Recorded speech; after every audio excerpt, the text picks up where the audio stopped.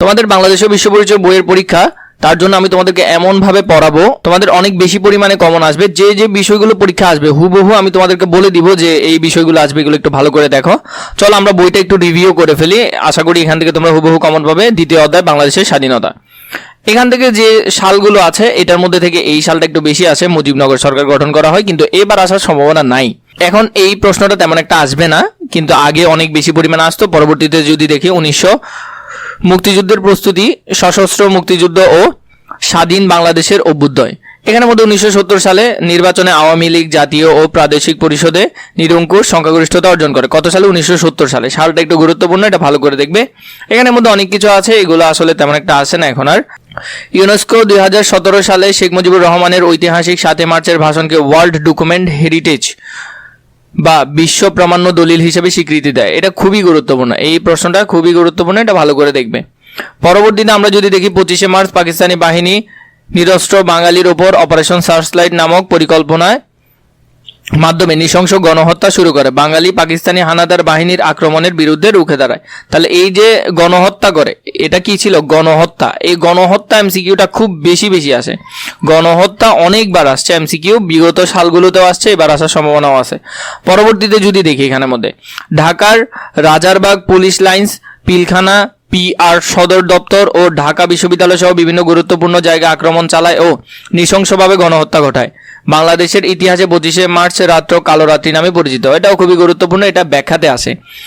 এই দিনটি এখন জাতীয় গণহত্যা দিবস হিসেবে পালিত হয়। তাহলে এটা জাতীয় গণহত্যা দিবস হিসেবে পালিত হয়। কোনটা? 25শে মার্চ। কি 25শে মার্চ? এরপরে যদি দেখো 26শে মার্চ তারিখে মেজর জিয়াউর রহমান চট্টগ্রামের কালুরঘাট বেতার কেন্দ্র থেকে বাংলাদেশের স্বাধীনতার ঘোষণা দেয়। তাহলে চট্টগ্রামের কালুরঘাট বেতার কেন্দ্র, প্রথম বেতার কেন্দ্র কোথায়? চট্টগ্রামের কালুরঘাটে। প্রথম বেতার কেন্দ্র চট্টগ্রামের কালুরঘাটে। কখন ভাষণ দেয়? 26শে মার্চ। তিনি 27শে মার্চ তারিখে শেখ মুজিবুর রহমানের পক্ষে আবারও স্বাধীনতার ঘোষণা দেয়। তিনি 27শে মার্চ কি করেন? শেখ মুজিবুর রহমানের পক্ষ হয়ে আবার সেই ভাষণটি দেয়। মুক্তিযুদ্ধের পক্ষে বিশ্ব জনমত গঠনের লক্ষ্যে 1970 সালের সাধারণ নির্বাচনে নির্বাচিত জাতীয় ও প্রাদেশিক পরিষদ প্রতিনিধিদের নিয়ে 1971 সালে 10 এপ্রিল মুজিবনগর সরকার গঠন করা হয়। তাহলে মুজিবনগর সরকার গঠন হয় কখন?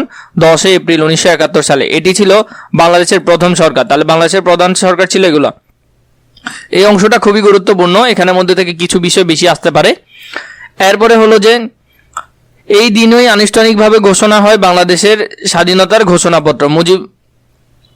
মুজিবনগর সরকার শপথ গ্রহণ করে 1971 সালে 17 এপ্রিল। তাহলে 17 এপ্রিল কি করে? শপথ গ্রহণ করে। 1971 সালে 17 এপ্রিল গ্রহণ করে। এটাও খুবই গুরুত্বপূর্ণ। তখনকার রাষ্ট্রপতি ও মুক্তিযোদ্ধাদের সর্বাধিনায়ক ছিল শেখ মুজিবুর রহমান, তিনি ছিলেন এই দায়িত্বে। উপরাষ্ট্রপতি ছিল সৈয়দ নজরুল ইসলাম, অস্থায়ী রাষ্ট্রপতি ছিলেন তিনি। প্রধানমন্ত্রী ছিল তাজউদ্দিন আহমেদ। প্রধানমন্ত্রী খুবই গুরুত্বপূর্ণ, প্রধানমন্ত্রী আসার সম্ভাবনা বেশি, এবং অর্থমন্ত্রী, অর্থমন্ত্রী আসার সম্ভাবনাটা বেশি। অর্থমন্ত্রী হলো এম মনসুর আলী, মনসুর আলী ছিল অর্থমন্ত্রী। এরপরে হলো স্বরাষ্ট্র, ত্রাণ ও পুনর্বাসন মন্ত্রী ছিল এইচ এম কামরুজ্জামান। পররাষ্ট্র ও আইনমন্ত্রী ছিল খন্দকার মোস্তাক আহমেদ আসার সম্ভাবনাও বেশি, কিন্তু সবচেয়ে বেশি হলো প্রথম দুইটা আসার সম্ভাবনা। কর্নেল MAG ওসমানী ছিলেন সর্বাধিনায়ক, মুক্তিযুদ্ধের প্রধান সেনাপতি ছিলেন তিনি। এরপরে সরকারের বাংলাদেশকে 11টি সেক্টরে ভাগ করে। কয়টা সেক্টর? 11টা সেক্টরে ভাগ করে, এবং 11 জন সেক্টর কমান্ডার নিয়োগ করে। তাহলে 11টা সেক্টরে কয়জন সেক্টর কমান্ডার ছিল? 11 জন সেক্টর কমান্ডার ছিল। প্রতিটি সেক্টরে নিয়মিত সেনা, গেরিলা ও সাধারণ যোদ্ধা ছিল। একবারে প্রতিটাতেই ছিল, প্রতিটি সেক্টরে নিয়মিত সেনা ছিল।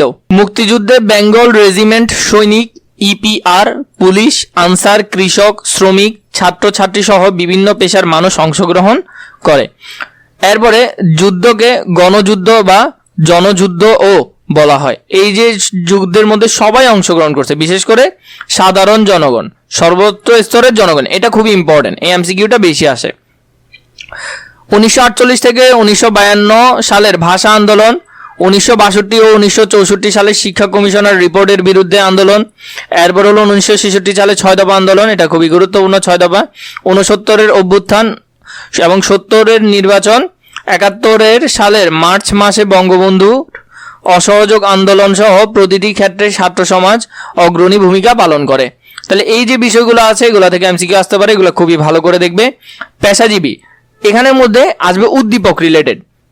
কোনো একজন মানুষকে দিয়ে দিবে, তিনি পেশাজীবী ছিল, তিনি তার পেশা ছেড়ে মুক্তিযুদ্ধে অংশগ্রহণ করেন। তো তোমাকে বলবে তিনি কোন ধরনের মানুষের প্রতিনিধিত্ব করেন। তিনি পেশাজীবী মানুষদের প্রতিনিধিত্ব করেন। সাধারণ অর্থে যারা বিভিন্ন পেশায় নিয়োজিত ছিল তারাই পেশাজীবী ছিল। পেশাজীবীদের বড় অংশ প্রত্যক্ষ ও পরোক্ষভাবে বলতে কি, তারা বিভিন্নভাবে বিদেশিদেরকে জানিয়েছেন, আন্তর্জাতিক ফোরামে বক্তব্য রেখেছেন। এই যে অপশনটা দেখো কি কি, বাংলাদেশে মুক্তিযুদ্ধের তথ্য সরবরাহ, সাহায্যের অবদান, এরপরে বিভিন্ন আন্তর্জাতিক ফোরামে বক্তব্য প্রদান, শরণার্থীদের উৎসাহ প্রদান। এই যে এগুলো আসবে উচ্চতর দক্ষতায়। এই প্রশ্নগুলো আসবে উচ্চতর দক্ষতার মধ্যে, খুবই খুবই বেশি গুরুত্বপূর্ণ উচ্চতর দক্ষতার জন্য, ভালো করে দেখবে।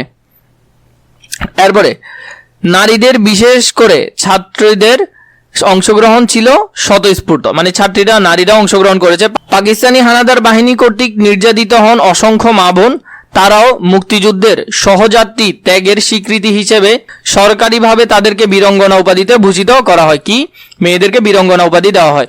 2016 সালে তাদের মুক্তিযোদ্ধা হিসেবে স্বীকৃতি দেওয়া হয়। এটা খুবই বেশি গুরুত্বপূর্ণ। তাহলে মেয়েদেরকে বা ওই রকম যারা ছিল ওদেরকে মুক্তিযোদ্ধা হিসেবে ঘোষণা দেওয়া হয় 2016 সালে। কত সালে? 2016-তে। এরপরে সংবাদপত্র ও স্বাধীন বাংলা বেতার কেন্দ্র এই ব্যাপারে অগ্রণী ভূমিকা পালন করেন।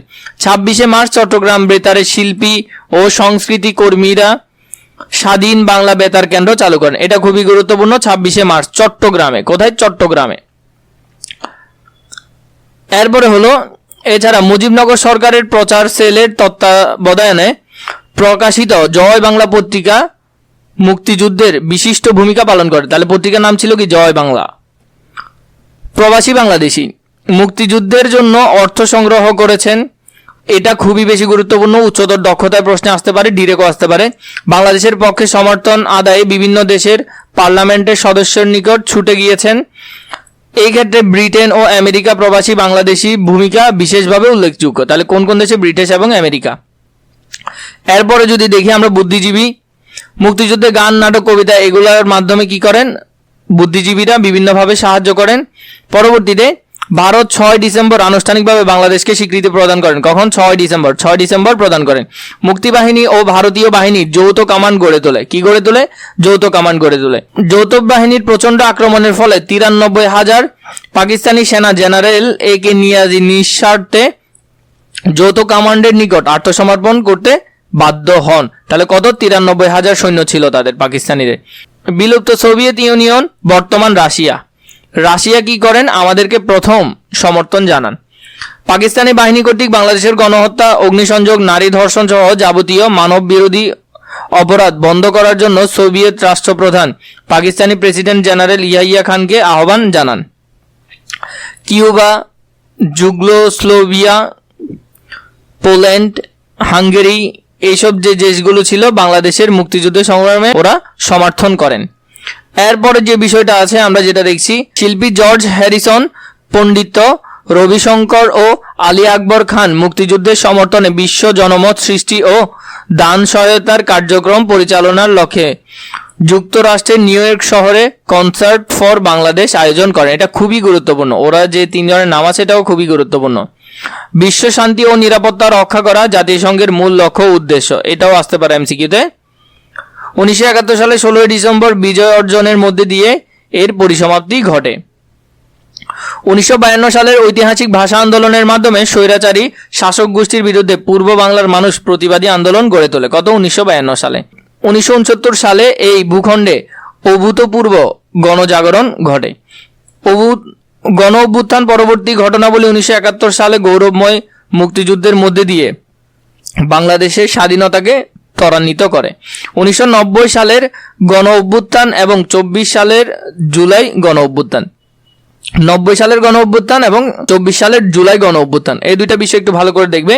90-এর গণ অভ্যুত্থানটা আমরা একটু যদি দেখি, 1981 সালের নভেম্বর মাসে দেশে রাষ্ট্রপতি নির্বাচন অনুষ্ঠিত হয়।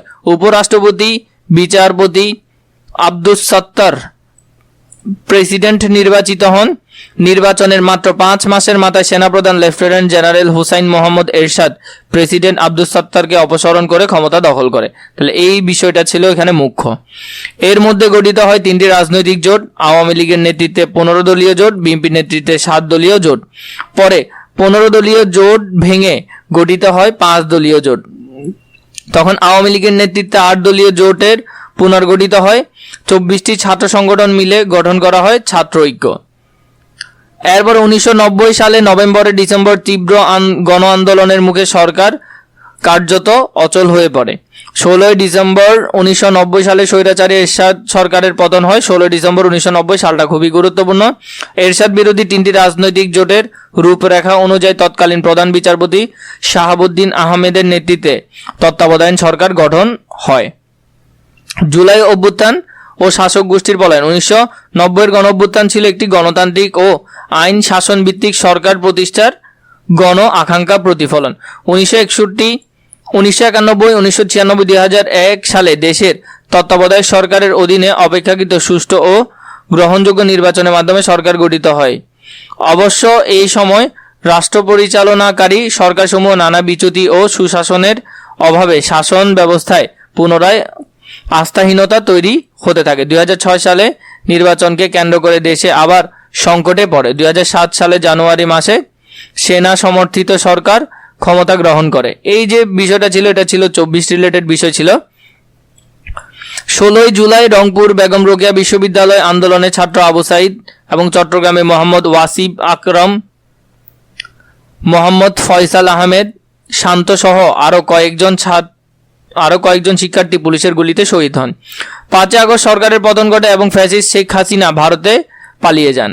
আন্দোলনের উত্তাল 36 দিনে প্রায় 1,500 মানুষ শাহাদাত বরণ করেন। এর মধ্যে 12-13% ছিল শিশু।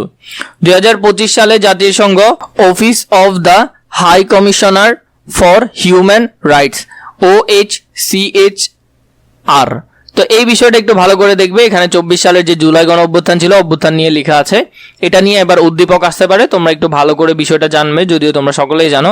সমাজের উপর বিগত দুঃশাসনের ফলাফল ছিল দীর্ঘমেয়াদী এবং ধ্বংসাত্মক। এরপরে হলো যে অর্থনৈতিক অবস্থা, রাজনৈতিক অবস্থা কেমন ছিল। অর্থনৈতিক অবস্থা কেমন ছিল, একটি ক্ষুদ্র জনগোষ্ঠী রাষ্ট্রের অভ্যন্তরে একটি চোরতন্ত্র কায়েম করেছিল। এই বিষয়গুলো একটু ভালো করে দেখবে। তো এই বিষয় সম্পর্কে আশা করি তোমরা জেনেছো। পরবর্তী অন্য কোনো অধ্যায় প্রয়োজন হলে নিশ্চয়ই কমেন্ট করে জানাবে।